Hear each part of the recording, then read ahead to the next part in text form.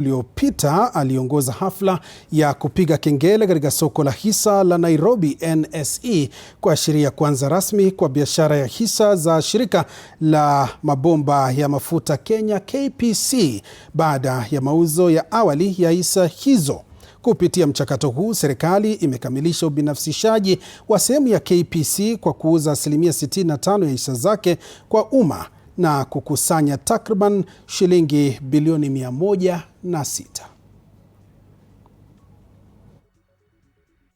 Enables us not only to finance critical infrastructure but also manage our national debt more responsibly. First, without the proceeds of privatization, we would be faced with two difficult choices: either to slow down investment in critical infrastructure or to continue financing commercially viable projects through additional government borrowing. Neither option serves our long-term interests, and both are suboptimal and ultimately counterproductive. Let us assume, as I said earlier, that we borrowed an amount equivalent to the proceeds of the IPO at, say, 12.5% interest rate. We would pay an annual interest of 13.5 billion every year, which is nearly 4 times the 3 or 4 billion dividend that the 65% Kenya Pipeline government shareholding would have continued earning the exchequer. In other words, while the annual dividends provide a steady stream of revenue, they are far too modest to finance the transformative projects our country so seriously requires.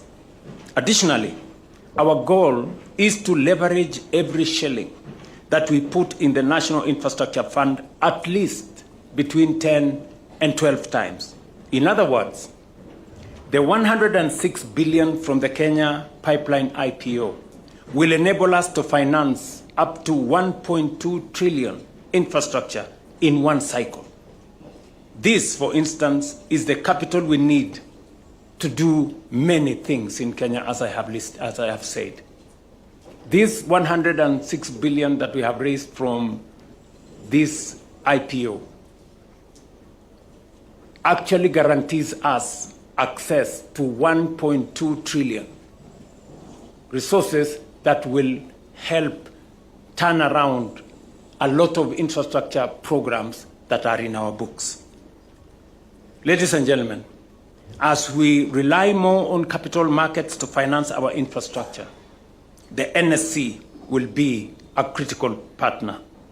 Indeed, I was here 2 years ago to launch the trading of the 3 billion Sukuk bond, a first in Kenya, for the military housing project under our affordable housing program. And I opened the houses the other week just to demonstrate to you that it works. Many military people now have decent homes. In June 2025, I came back to launch the trading of the 44 billion Talanta Stadium infrastructure bond. In the course of this year, we will be bringing to the market the Road Maintenance Levy Fund, securitization bond, that have enabled us to solve the pending bills crisis that had settled road projects, that are stalled road projects everywhere in Kenya. That Roads Maintenance Levy Fund has raised for us 175 billion. Makofi.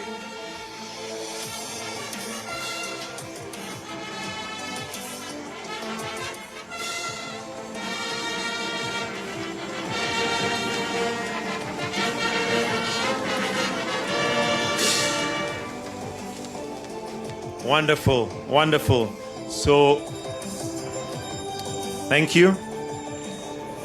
So we'll just have a photo. 2, 1. Makofi.